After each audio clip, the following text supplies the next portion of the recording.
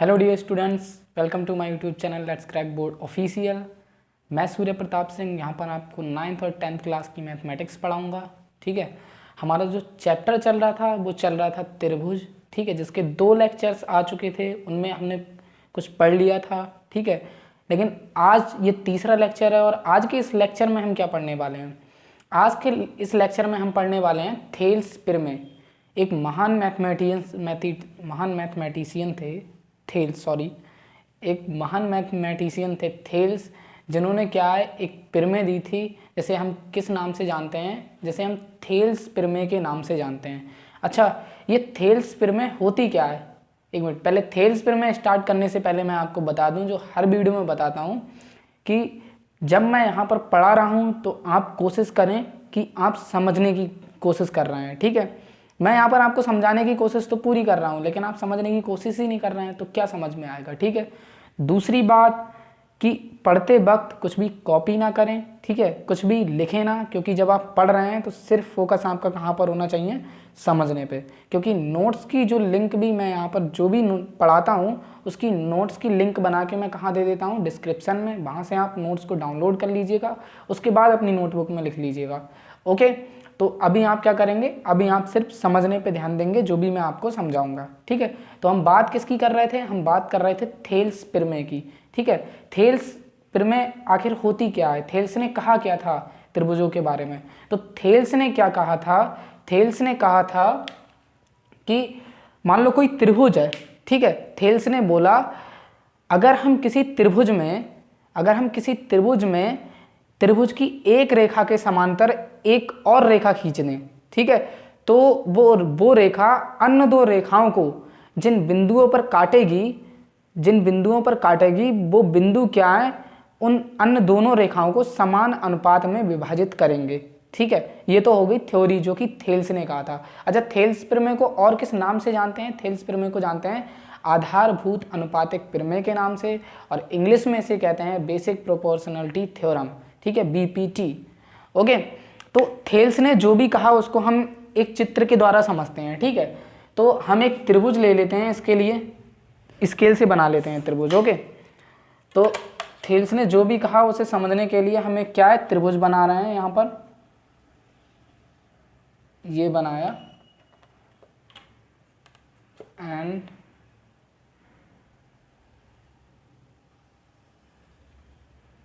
This one, और ये line हमने बना दी। ये क्या बन गया? एक त्रिभुज बन गया। अच्छा, त्रिभुज की ये भुजाएं हैं, बिंदु हैं, इनको कुछ नाम दे देते हैं, इसे ए बी सी।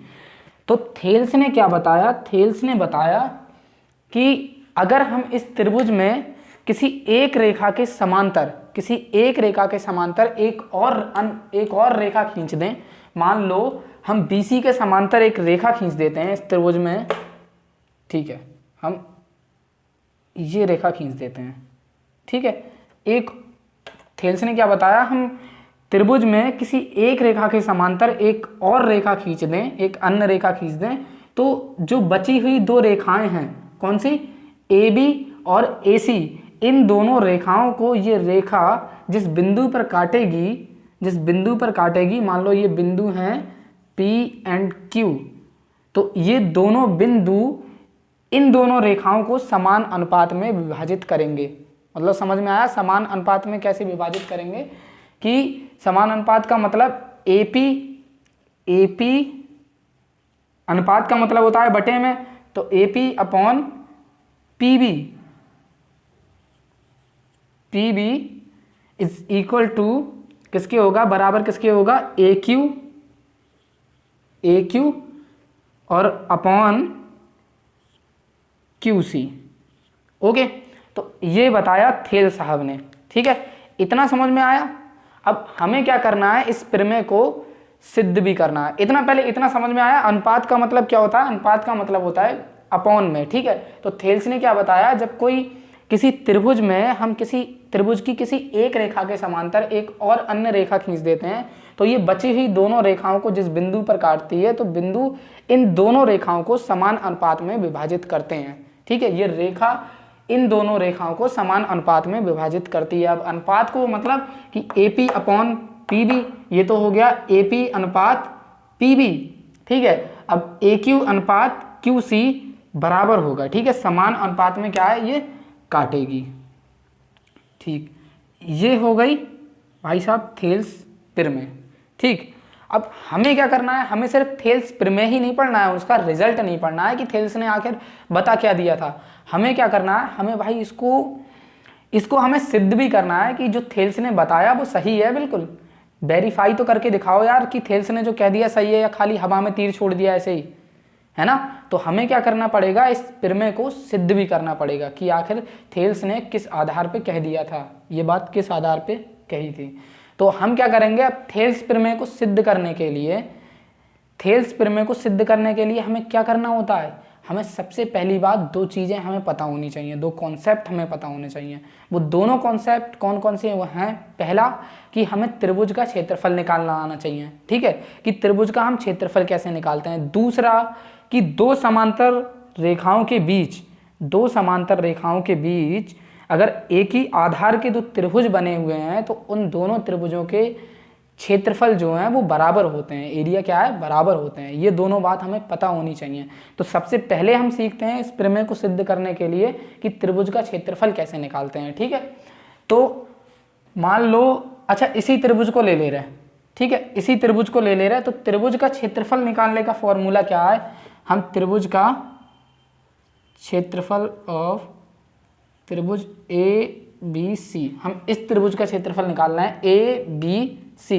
तो त्रिभुज के क्षेत्रफल निकालने का फॉर्मूला होता है 1/2 गुणा आधार गुणा ऊंचाई। ये क्या होता है, ये सूत्र होता है त्रिभुज का क्षेत्रफल निकालने का, ठीक है। तो हम इसमें निकालेंगे, इसका क्षेत्रफल क्या होगा, 1/2 गुणा आधार इसमें हम आधार ले रहे हैं BC को, ठीक है। तो BC इसमें क्या हो गया, आधार। अब दिक्कत यहाँ पर क्या आ रही है, हमें तो ऊंचाई निकालनी है भाई, तो ये तो सब तिरछी लाइनें हैं, तो ये तो ऊंचाई है नहीं, ठीक है। तो आधार से हम देखते हैं आधार के सामने कौन सा बिंदु है, आधार के सामने कौन सा बिंदु है, A। आधार के सामने बिंदु A है, तो इससे हम क्या कर देंगे, इससे हम एक लंब डाल देंगे, कहां पर, यहां पर, ठीक है, एक लंब डाल देंगे आधार पर, जो कि क्या होगी, इसकी ऊंचाई होगी। इसको इस तरफ बना ले रहा हूं मैं, उसमें अभी और कुछ भी करना है, यही तो त्रिभुज है ABC। तो इस त्रिभुज में हमें आधार तो मिल गया, लेकिन हमें क्या है, ऊंचाई भी चाहिए। तो ये कोई ऊंचाई थोड़ी ना है, ये तो त्रियक ऊंचाई है, ठीक है, क्योंकि तिरछी है, ठीक है। तो हमें क्या चाहिए, ऊंचाई, यानी कि आधार के सामने ऊंचाई त्रिभुज की कैसे निकालते हैं, जो भी हमने आधार माना है, आधार के सामने जो भी बिंदु है, ठीक है, जो भी बिंदु है उससे हम एक लंब डालते हैं, कहां पर, आधार पर। अब इस लंब की, मान लो ये M पर काटता है, इस लंब की जो लंबाई है वही क्या है, त्रिभुज की ऊंचाई। तो यहां पर क्या लिखा जाएगा, AM। ये क्या होगा, इस त्रिभुज का क्षेत्रफल हो गया, ठीक है। ये तो इस वाले त्रिभुज का क्षेत्रफल हो गया। अब चलो मान लो हम निकालते हैं दूसरे त्रिभुज का क्षेत्रफल, ठीक है। मान लो हमें एक ऐसा त्रिभुज दे रखा है, बहुत ये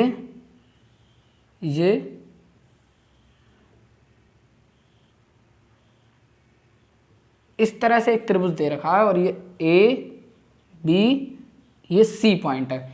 अब हमसे बोला है भाई इसका क्षेत्रफल निकालो, तो हमें तो फॉर्मूला पता है ना, हम इसका निकालते हैं। लो, इस वाले का क्षेत्रफल निकालते हैं, 1/2 गुणा आधार हम इस बार मान ले रहे हैं AB को, तो हमने मान ला AB, ठीक है। अब गुणा ऊंचाई, तो ऊंचाई के लिए तुम क्या करोगे, अच्छा आधार के सामने वाला कौन सा पॉइंट है, C। तो C से हम क्या है, इस पे लंब डालेंगे एक। तो बताओ C से अगर इस तरफ लंब डालेंगे तो क्या हम डाल सकते हैं।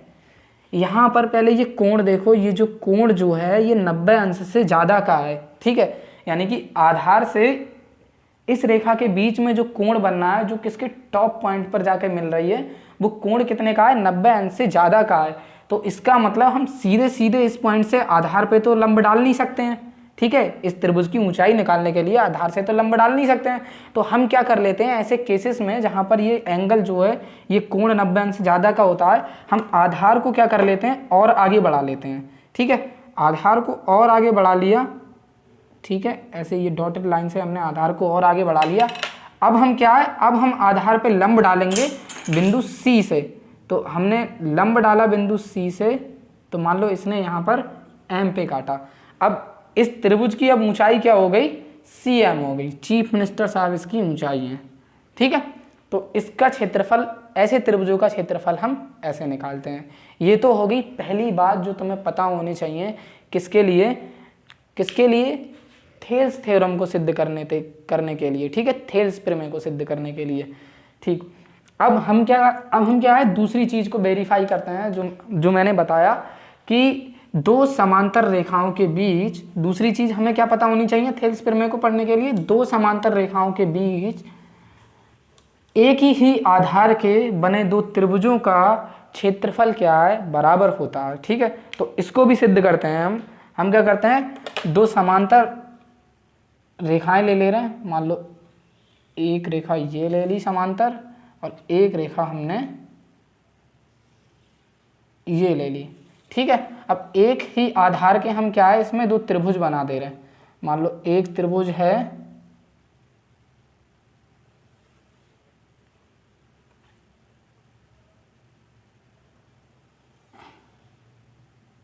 ये और एक त्रिभुज बना ले रहे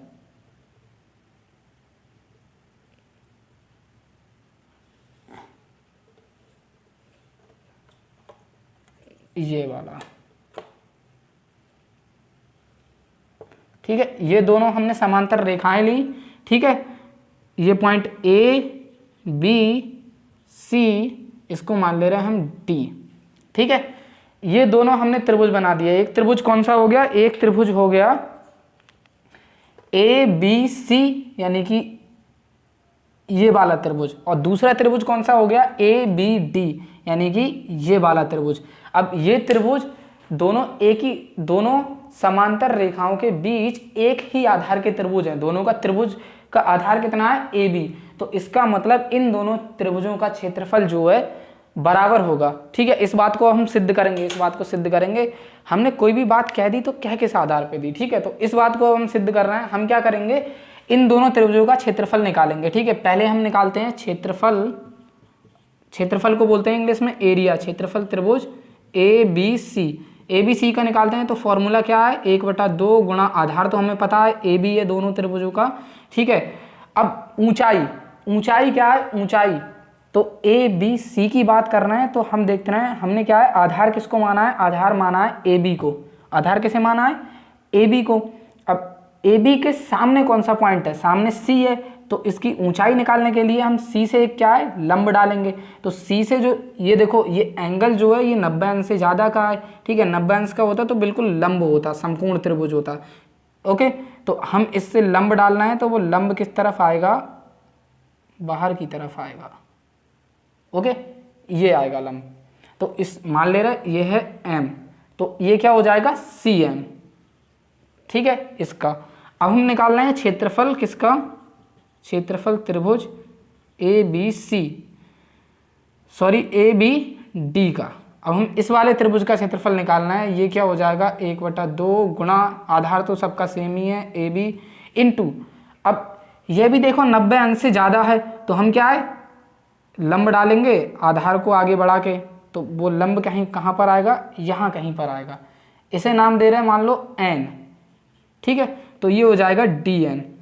अब एक बात और तुम्हें पता होनी चाहिए, दो समांतर रेखाओं के बीच की दूरी हमेशा क्या होती है, बराबर होती है। दो समांतर रेखाओं के बीच की लंबवत दूरी हमेशा क्या है, बराबर होती है। एक समांतर रेखा मान लो ये है, ये और ये, तो इन दोनों के बीच लंबवत दूरी हर जगह क्या होगी, बराबर होगी, हर जगह बराबर होगी। जैसे रेल की पटरियां होती हैं, रेल की पटरियों के बीच की दूरी हर जगह क्या होती है, बराबर होती है। तो वो क्या है, समांतर रेखाएं। ऐसे ये भी समांतर रेखाएं हैं, तो इनके बीच लंबवत दूरी है वो हर जगह बराबर होगी। तो सी एम किसके बराबर होगा, सी एम बराबर होगा डी एन के। तो जाहिर सी बात है सी एम किसके बराबर होगा, सी एम क्या है लंब है ना, पॉइंट सी से ये इस वाली रेखा पे लंब ही तो डाला गया है, तो सी एम क्या है, लंब है। ऐसी डी एन क्या है, ये भी लंब है। तो सी एम किसके बराबर होगा, डी एन के। तो क्या हम डी एन की जगह पे क्या रख सकते हैं, यहाँ पर डी एन की जगह पे सी एम रख सकते हैं, क्योंकि सी एम जो है डी एन के बराबर है, तो हमने सी एम रख दिया। अब बताओ, ये त्रिभुज और ये त्रिभुज, समीकरण नंबर 1, समीकरण नंबर 2, तो इन दोनों त्रिभुजों का क्षेत्रफल बराबर आया कि नहीं आया, आया।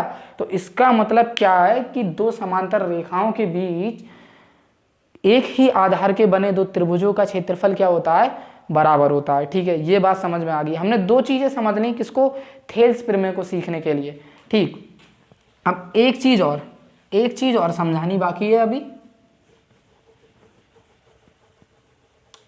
एक चीज और समझानी बाकी है। ये मान लो 4 बराबर 4 है, ये कोई मैं एक समीकरण दे रहा हूं, मान लो समीकरण नंबर 1। ठीक है, मैंने क्या कर दिया, 4 बराबर 4, ये तो बात सही है, 4 4 के ही तो बराबर हैं और किसी के बराबर थोड़ी ना होंगे। अगर मैं इस समीकरण में दोनों तरफ मान लो 2 से भाग कर दूं, चलो इस समीकरण में 2 से भाग करने पर मैंने दोनों तरफ मान लो अगर 2 से भाग कर दिया, एक बराबर क्वांटिटी से, एक बराबर नंबर से मैंने भाग कर दिया, तो 4/2 बराबर 4/2, कोई बराबर के चिन्ह पे कोई फर्क पड़ेगा, नहीं पड़ेगा ना, रहेंगे तो फिर भी ये बराबर है ना। तो ये बात और समझ लो। ठीक है, किसी भी समीकरण में दोनों तरफ बराबर चीजों से भाग करने पर उस समीकरण में कोई भी फर्क नहीं पड़ता है। ठीक है, अंडरस्टैंड। तो अब हम करते हैं थेल्स थ्योरम को स्टार्ट, थेल्स प्रमेय को हल करना प्रारंभ करते हैं। ठीक है, तो थेल्स प्रमेय में हमें क्या दिया हुआ होगा, हमें थेल्स प्रमेय में दिया होगा एक त्रिभुज दिया होगा ए बी सी, जिसमें ए बी सी के समांतर एक रेखा पी क्यू है, जो ए बी और ए सी को बिंदु पी एंड क्यू पर काटती है। ठीक है, इतनी बात हमें दी होगी। हमें सिद्ध क्या करना होगा कि जब ये रेखा इन दोनों बिंदुओं पर काटती है, तो हमें सिद्ध करना होगा कि इस रेखा ने इन दोनों रेखाओं को जिस बिंदुओं पर काटा है वो बिंदु जो है इन दोनों रेखाओं को समान अनुपात में विभाजित करते हैं। मतलब कि ए पी अनुपात पी बी, मतलब ए पी बटे पी बी बराबर ए क्यू बटे क्यू सी। ठीक है, तो ये तो हमें थेल्स थ्योरम दी है। अब हमें चूंकि सिद्ध करना है इसे, तो हम सिद्ध करने के लिए अपनी तरफ से कुछ इसमें रचना कर लेते हैं। हम क्या रचना कर लेते हैं, हम रचना कर लेते हैं कि हम बिंदु B को हम मिला देते हैं, किससे, बिंदु B को हम मिला देते हैं बिंदु Q से, और बिंदु P को हम मिला देते हैं बिंदु C से। ठीक है, इतनी बात समझ में आई।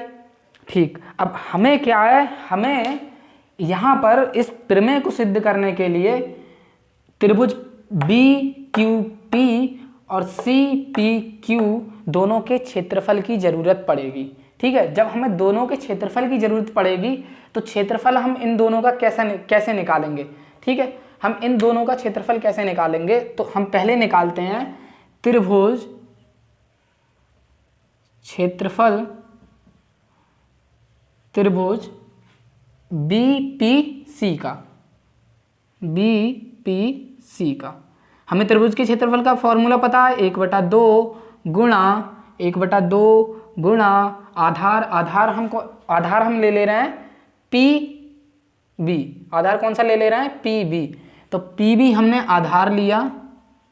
अब ऊंचाई कैसे लिखते हैं, आधार अगर हमने PB लिया है तो PB के सामने कौन सा बिंदु है, PB के सामने कौन सा हमने त्रिभुज लिया है, हमने त्रिभुज लिया है PBQ त्रिभुज लिया है, C नहीं, PBQ। ओके, ये वाला त्रिभुज लिया है PBQ, ये वाला त्रिभुज। तो PB हमने अगर आधार ले लिया तो इसके सामने कौन सा बिंदु है, Q। तो Q से हम क्या करेंगे, आधार पे एक लंब डालेंगे, तभी तो इस त्रिभुज की ऊंचाई मालूम पड़ेगी। ठीक है, क्योंकि हमें क्षेत्रफल निकालने के लिए ऊंचाई चाहिए ना। तो हम क्या करते हैं, ये पहले ये एंगल देखते हैं, आधार से जो लाइन जो है बिंदु Q को मिला रही है उसका कोण कितना है।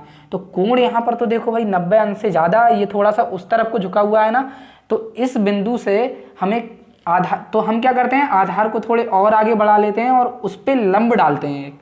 तो हम क्या कर रहे हैं बिंदु Q से किस पे, AB लाइन पे लंब डाल रहे हैं, किस त्रिभुज की ऊंचाई के लिए, हम BPQ त्रिभुज की ऊंचाई निकालने के लिए। तो हमने एक लंब डाला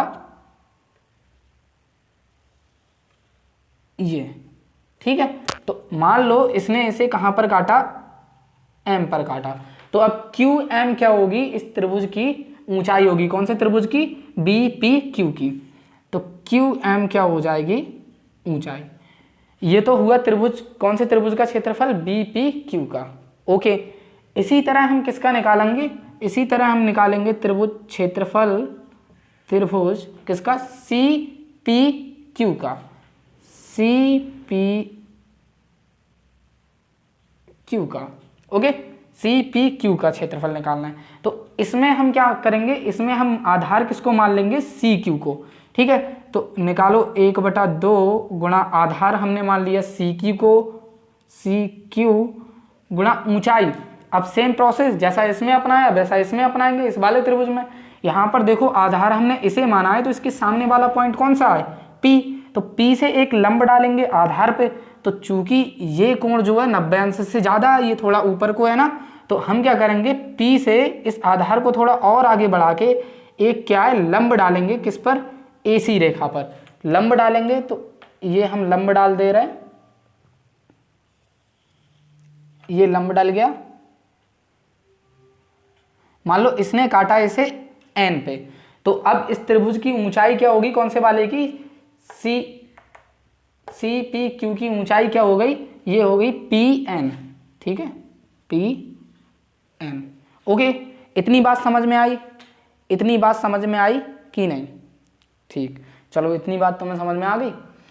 अब हम निकाल ले रहे किसका क्षेत्रफल, अब हम निकाल ले रहे, हमें इस वाले क्षेत्रफल की भी जरूरत पड़ेगी, APQ, इस वाले त्रिभुज के क्षेत्रफल की भी जरूरत पड़ेगी हमें, ठीक है। तो हम निकालते हैं, अब हम निकालते हैं नाउ क्षेत्रफल त्रिभुज APQ। तो इसमें इस त्रिभुज के क्षेत्रफल को देखो दो तरह से निकाला जा सकता है। पहली बात तो 3 तरह से निकाला जा सकता है, क्योंकि इसमें 3 भुजाएं हैं, है ना, तो तीनों को हम आधार अलग अलग मान सकते हैं, लेकिन हम इसमें 2 को आधार मान के निकालेंगे। एक को पहले आधार मान लेंगे तो क्षेत्रफल क्या आता है, दूसरे को आधार मान लेंगे तो क्षेत्रफल क्या आता है।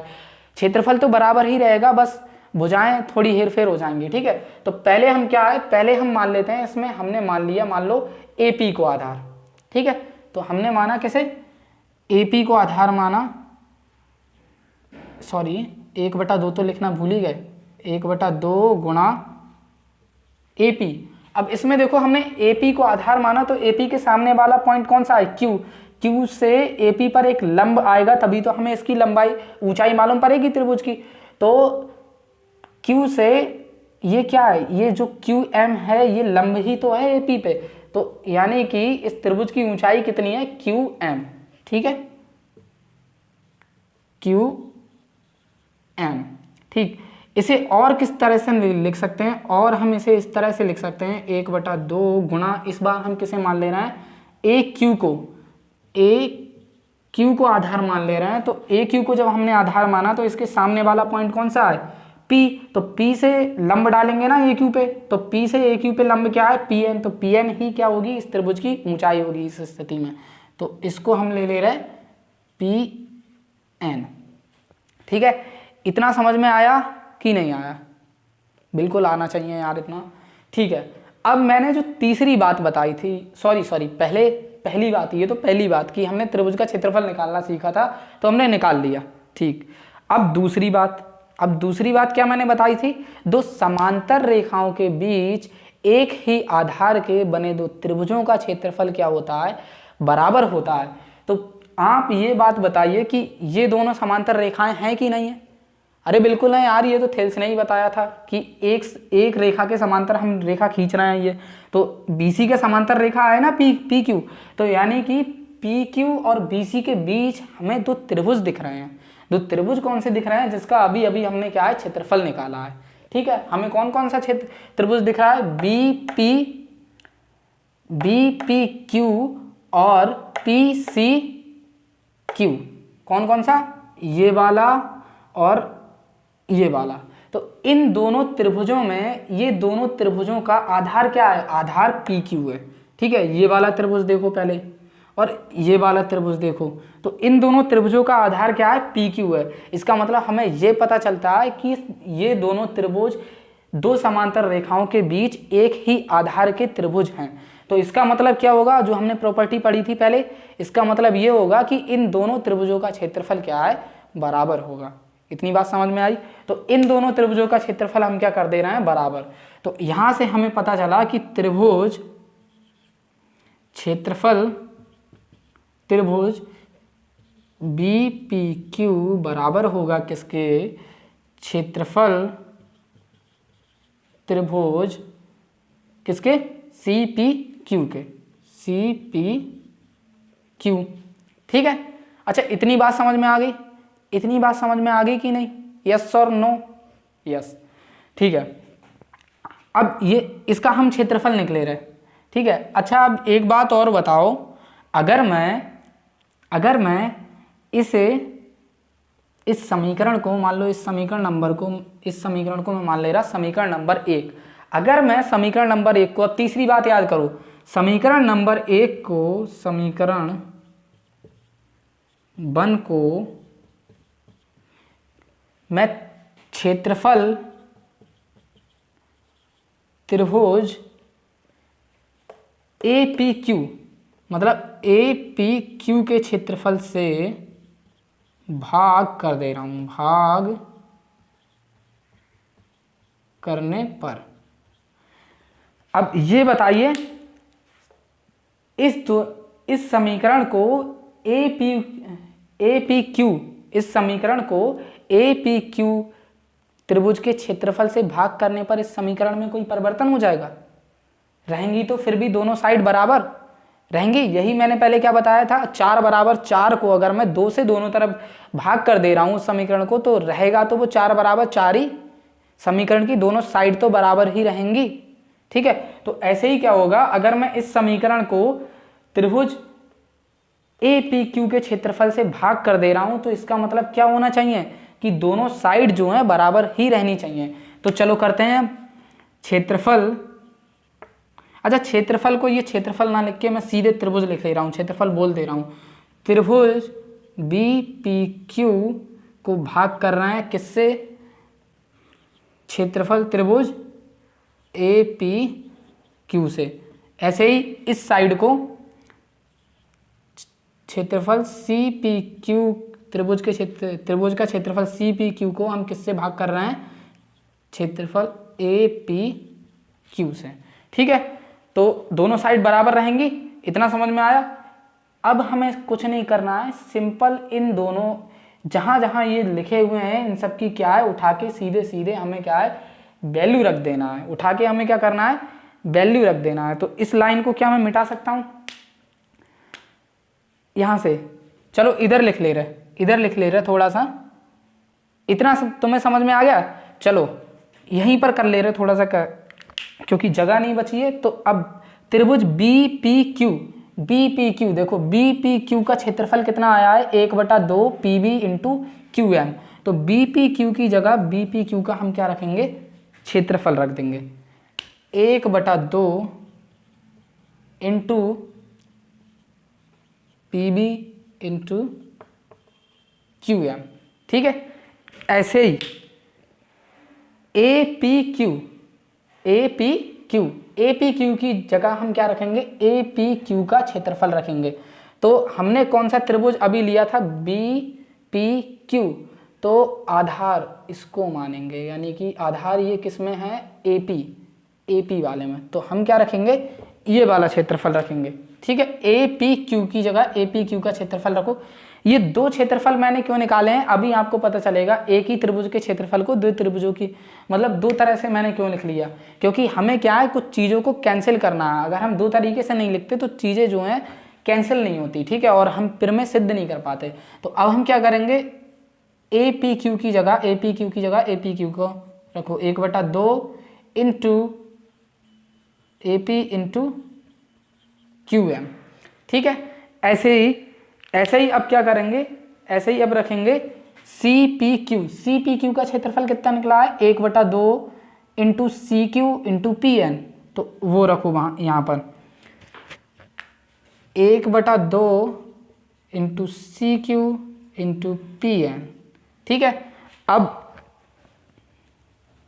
यहाँ पर हमें क्या रखना है, यहाँ पर रखना है ए पी क्यू का क्षेत्रफल, तो ए पी क्यू का क्षेत्रफल ये वाला रख दे रहे हैं यहाँ पर 1/2 गुणा ए क्यू इंटू पी एन।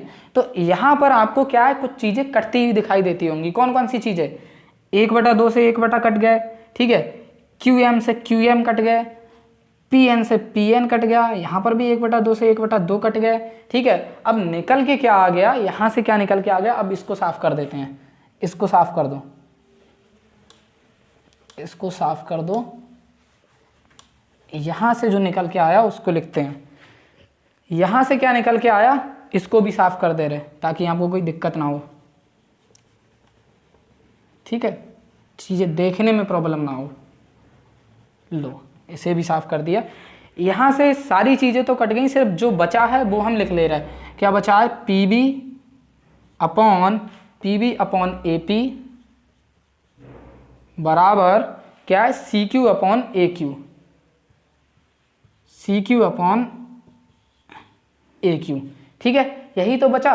लेकिन यार यहाँ पर तो हमने कुछ गलत कर दिया है ना भाई, गलत कुछ नहीं किया है, क्योंकि सिद्ध क्या करना है, सिद्ध हमें करना है A P upon P B बराबर A Q upon Q C, लेकिन यहाँ पर तो उल्टा आ रहा है यार, यहाँ पर उल्टा आ रहा है, तो इसका मतलब हमने कुछ गलत किया है। नहीं यार, इसको कैसे लिख सकते हैं, इसको हम इस तरह से लिख सकते हैं कि नहीं लिख सकते हैं, बिल्कुल लिख सकते हैं इसको भाई।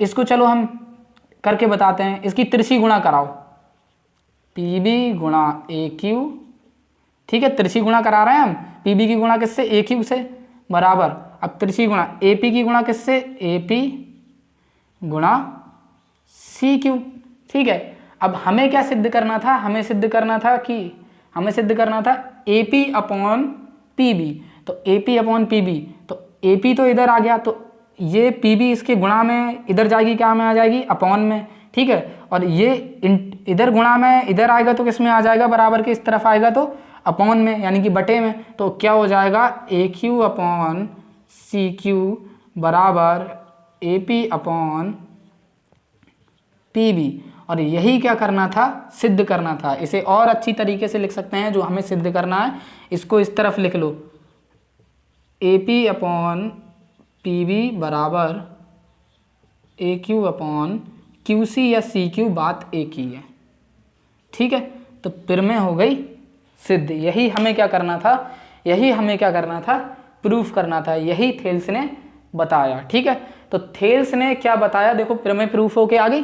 तो इस तरह से हम क्या करते हैं, थेल्स की प्रमेय को सिद्ध करते हैं, ठीक है। एक बार मैं और रिपीट कर दे रहा हूं कि थेल्स ने क्या बताया था। थेल्स ने ये बताया था कि जब हम किसी त्रिभुज में एक त्रिभुज की एक रेखा के समांतर कोई अन्य रेखा और खींचते हैं, तो वो अन्य दो रेखाओं को जिन बिंदुओं पर प्रतिच्छेद करती है, प्रतिच्छेद का मतलब काटती है, इंटरसेक्ट करती है, तो वो बिंदु अन्य दो रेखाओं को समान अनुपात में विभाजित कर देते हैं। यही क्या बताया था, थेल्स ने बताया था, ठीक है। और इसी प्रमेय को हम क्या किस किस नामों से जानते हैं, इसी प्रमेय को हम इन नामों से जानते हैं, थेल्स प्रमेय, अगर इंग्लिश में बोलें तो बोलते हैं बेसिक प्रोपोर्शनैलिटी थ्योरम, और अगर हम इसे और बोलें एक नाम और है आधारभूत अनुपातिक प्रमेय, ठीक है। तो इतना समझ में आया। एक बार मैं रिपीट कर देता हूं कि इसमें हमारा प्रोसेस क्या रहा है। हमारा प्रोसेस रहा है, पहले हमने क्या कर लिया, थेल्स ने जो भी कहा उसके अनुसार हमने त्रिभुज बना लिया ABC, और इसमें PQ हमने क्या कर दी,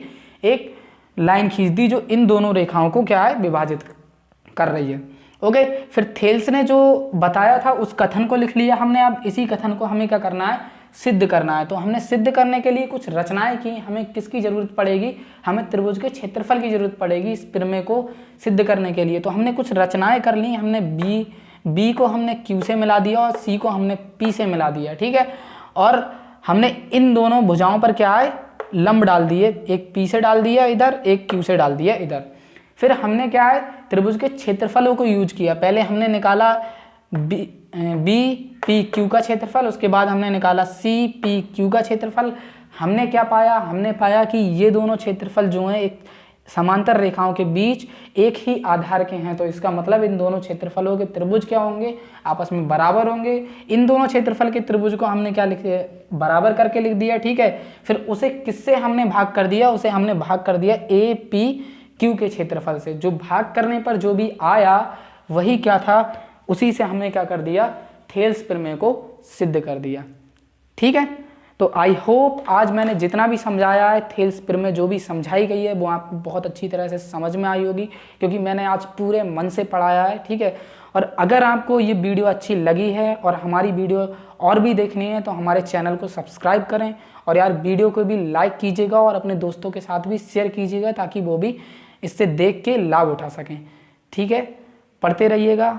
जय हिंद, बाय बाय।